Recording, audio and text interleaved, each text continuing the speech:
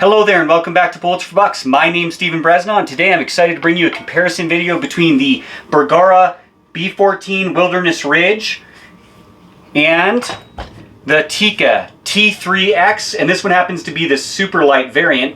Now this is actually a stainless steel receiver and barrel with a black stock, but it has a hideous paint job, so try to ignore that and don't let that affect your opinion of Tikka. Now, let's start just at the rear here and compare the buttstock, or excuse me, the recoil pad. The recoil pad on the Bergara Wilderness Ridge, and it is important to note that the Bergara B14 comes in many different variants, just like the Tikka T3x comes in many different models or variants. So keep that in mind. We are going to be using these for comparison purposes, but the weight and stocks and some of the barrel profiles would change depending on which variant you get. Now the recoil pad on the Bergara is quite stiff. It's very thick. It does a great job mitigating felt recoil. And now let's take a look at the Tikkas. The Tikkas here is a little bit thinner. It's not quite as thick, and it's actually a little bit stiffer. I would say that it still does an adequate job mitigating felt recoil, but not as good a job as the Bergara's recoil pad does.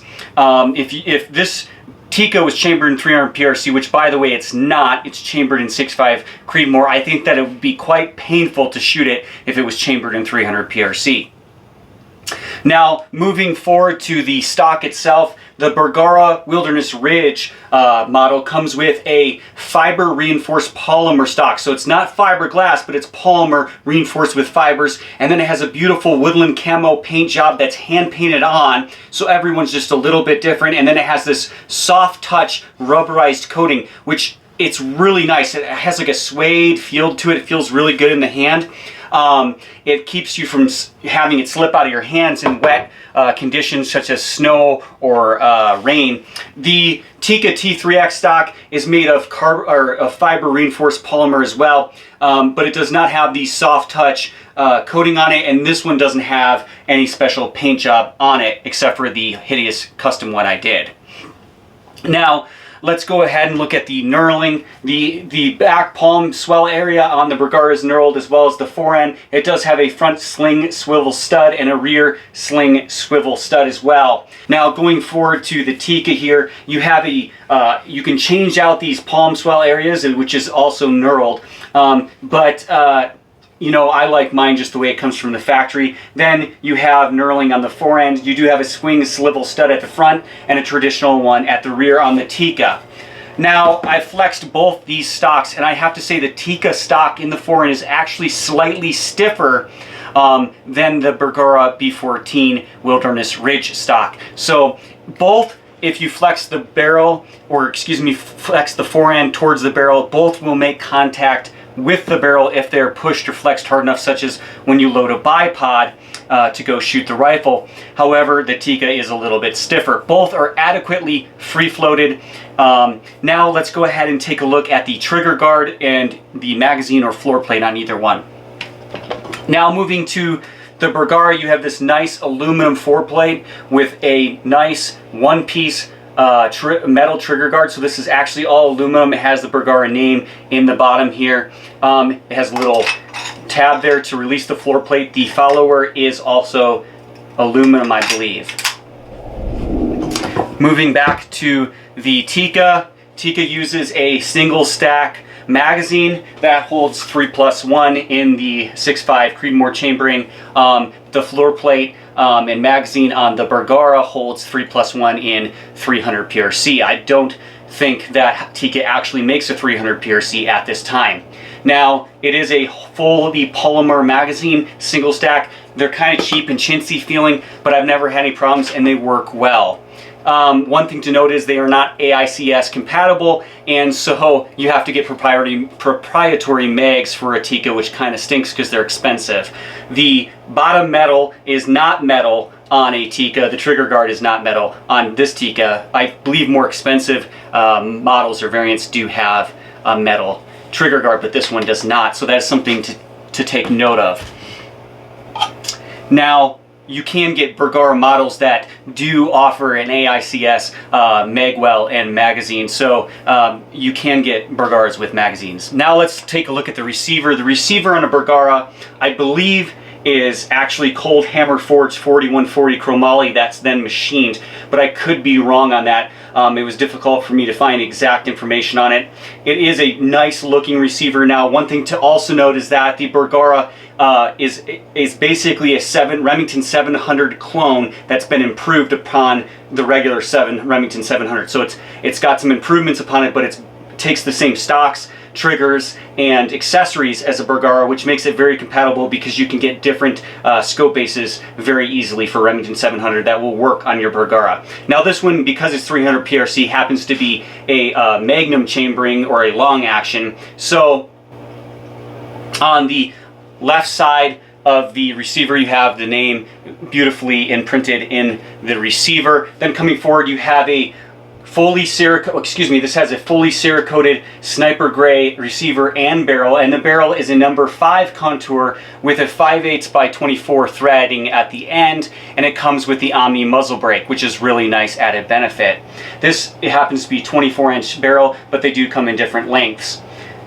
The barrel on the Bergara is 4140 chromoly steel that has been button rifled, whereas let's take a look at the Tikka and compare them. The Tikka, I believe, uses a cold hammer forged bar stock and then machined to make it the receiver. This one, like I said, happens to be stainless steel. And one thing to note with the Tikka is that all their actions are the same length. They're all a standard action essentially. So if you're looking to load to the longest overall length with hand loads, Tikka can sometimes have issues there, and like with chambers with 300 PRC, they would have to make basically a bigger action to receive such a long cartridge. Then coming forward you have a cold hammer forged stainless steel barrel that is fluted on this model, but not all models are, and it is not threaded, although they do have models that do come threaded. I believe this is a number 2 contour. It's very light. Now let's go ahead and take a look at this design of the safety on the Bergara to start with. You have a beautiful 2-position safety. It has a marker white paint and red paint. I've made sure that these are empty and safe before starting this video. It's 2 positions, so forward you can still move the bolt and you can fire the trigger. If you put it to the rear, locks the trigger, but you can still manipulate and unload the weapon.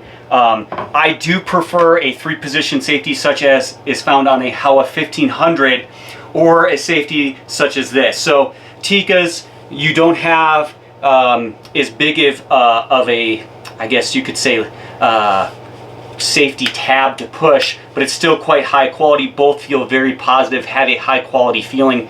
A little bit higher quality feeling when maneuvering the setting than say a Howa 1500, which is kind of just a piece of stamped looking metal. All the way forward you can operate the bolt, fire. We'll put this to the rear. It locks the bolt in place and keeps it from moving and locks it from being fired. I do prefer a safety option on a hunting rifle that locks the bolt in place and bolt handle in place. That way, when you're going through the woods and you're holding your rifle or it's on your pack, it rubs up against maybe other equipment or branches or whatnot, it doesn't accidentally come open, eject around, or just become open and be hanging open, flopping around when you go to get ready to load it to shoot an animal. So I do prefer one that locks the bolt. So I do prefer the Tikka in a sense over the Howa in that regard. Now let's go ahead and take a look at the bolt release. The bolt release on the Bergara is found on the left side. You just press it in and the bolt will come out as you keep that pressed in and pull the bolt out. It's the same on the Tikka. Only difference really is the design is a little slightly different on the tab itself, and I believe it's actually a plastic piece on this Tikka. I'm not sure if all are that way. The one on the Bergara is metal. Now let's take a look at the action itself and how smooth it runs in the receiver. So the Bergara, really smooth action, smoother than a Remington 700, smoother than a Howa 1500 as far as how smoothly it runs back and forth. It does have a 90-degree throw, so it's 90 degrees to lift the bolt all the way up to cycle it, but it still has adequate scope clearance. This one happens to come with a threaded bolt handle and a very nice aluminum tactical bolt knob, which is an added benefit. I believe it also has an aluminum bolt shroud at the rear. So really smooth operation, has a great feel to it. It's not super sloppy, but super ultra smooth, passes the glide test. Now let's take a look at the Tikka. Tikka is known, wow, I mean that is crazy smooth. It's known for having probably the smoothest factory action on the market. It's just crazy smooth, and it also has a 70-degree bolt throw instead of 90, so you have a little bit more clearance for a scope or what have you. I do believe this one has a plastic bolt shroud, but I think you can buy aftermarket aluminum ones, or maybe newer models may have come with aluminum ones now. It does have a cocking indicator at the rear with red paint, and so does the Bergara. I forgot to mention that earlier. I would say the bolt operation is slightly smoother on the Tikka, but it has a little bit more of a sloppy feel, whereas the Bergara is almost just as smooth and has a little bit tighter tolerance feel. It's a little tighter feel, which is quite nice. Sorry, pardon for the background noise. I have some laundry going on. So both operate very smoothly. Now let's actually take a look at the trigger and how it feels. Let's go ahead, make sure that's empty just one more time, and see how this feels. It's a single stage Bergara Performance Trigger, and I was able to adjust mine down using the factory adjustment option down to 1 3/4 pounds, which is really impressive for a factory trigger. It's a single stage. Wow. Okay, so no perceivable creep at all, breaks like glass, great, super light trigger, has a bit of over travel, a bit more than say a Winchester MOA trigger. Now let's compare it to the Tikka, make sure that's empty one more time. Tikka also uses a single stage trigger, it's adjustable 2 to 4 pounds. I couldn't get this one, I don't think, below 2.5, however. Wow, breaks like glass. Very nice trigger. I would say that it doesn't adjust quite as low as the Bergara Performance Trigger, but it does have a little bit less over travel, so I will give them both A+s on the trigger there. They both have a curved trigger blade. The Tikka has a little bit of like, not knurling, but it has grooves in it, so you can get a little added grip on your trigger finger. Now let's actually take the bolt out of the receiver here and take a look at them and how they're designed. Working with a little bit of a small work area. I have this pouch on the back here so it catches the bolt when I remove it. Alright, first let's look at the Bergara. It has a nice plunger ejector, and it has a sliding plate extractor, which they have had some problems with these. I've seen quite a few complaints, but it looks like their quality control is picking up, and it looks like they're resolving the issues with those extractors breaking. So hopefully that continues to improve. It has a nice polished bolt body, which is partially why it moves so smoothly in the receiver. It's a two-lug design, and it has a coned bolt head and a coned breech, so for added smoothness and ease in basically feeding and ejecting rounds out of the chamber area. It also, the Tikka has a Seiko style sort of extractor. I'd say it's kind of a hybrid design there, and it has a plunger ejector. It also has a coned bolt head and coned breech for the same reasons. One thing to note is that the bolt handle on the Tikka bolt body is actually held in by the firing pin mechanism, and they're easy to swap out, but it is not threaded. They are usually hollowed at the end for to lighten up some weight. So both great bolt designs. Both are two-lug bolt designs, so both work great. One's a 70-degree throw, one's a 90-degree throw, but both very, very good there. I would say I probably prefer the extractor design on the Tikka, however. Alright, so we've taken the Bergara barreled action out of the stock, and let's take a look at the inside of this stock. Like I said, it is polymer reinforced with fibers. It does have a tiny bit of twist to it if you torque it hard enough. The inside has reinforcing along the barrel channel, a spot for the recoil lug, and then it has these epoxy pillars for pillar bedding. I would like to see those metal. I don't understand why they used epoxy, but maybe it's better, and I just don't know. Then you come forward to the barreled receiver here, and we can see that the trigger mechanism or trigger body is held in with 2 pins. I prefer a trigger body that is held in with 1 screw, such as a Tikka T3x or a Howa hack trigger. Of course, you have your adjustment screw that's closest to the receiver is the one for adjusting the weight of the trigger pull. Receiver screw here, or hole for the receiver screw. You have a front receiver screw hole here, a rear receiver screw at the tang. Then right here you have a recoil lug that's quite substantial that sits into a recess in the receiver and is sandwiched between the barrel and the receiver. So it's not one part of the receiver like I like to see. It's separate, but it does sit into a recess in the receiver and is sandwiched between the barrel and the receiver. I would like to see this become one piece here, and I feel like there's more integrity to a receiver that has the recoil lug one part of the receiver.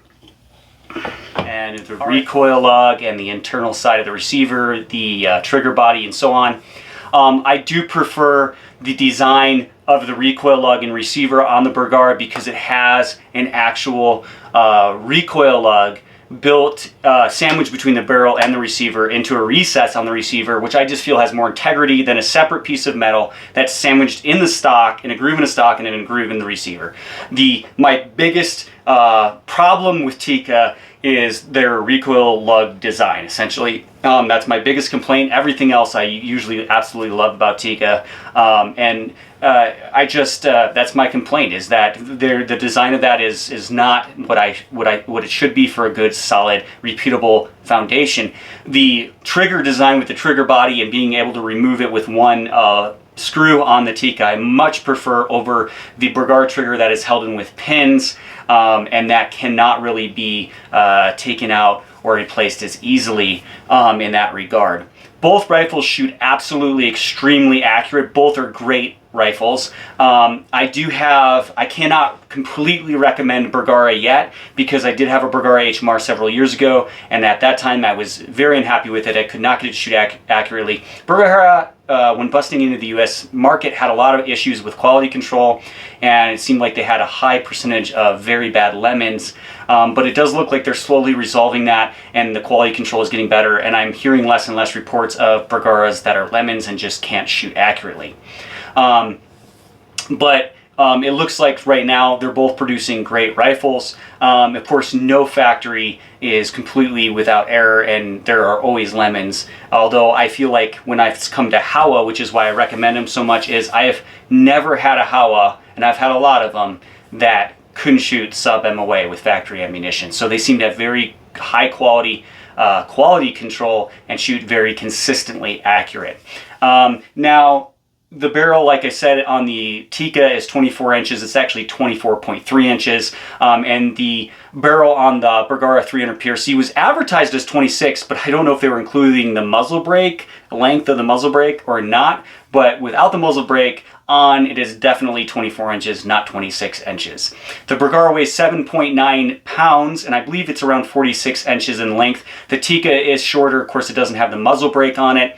And it weighs 5.9 pounds, but part of that is just the differences in the variant or model. Both are available in different configurations. Hope you enjoyed this comparison video between the Bergara B14 and the Tikka T3x. If you did, go ahead and like and subscribe to my channel, and I look forward to hearing back from you.